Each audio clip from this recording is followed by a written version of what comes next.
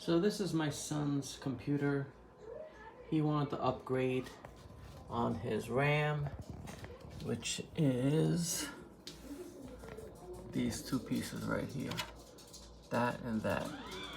So I replaced it for him. Then he had a hard time starting up the computer. It would turn on, turn off, turn on, turn off.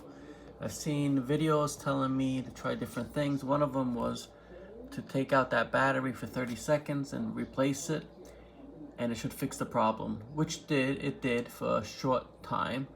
So I'm just gonna let you know that if you ever change your RAMs, because you're upgrading, it's probably taking more power to start.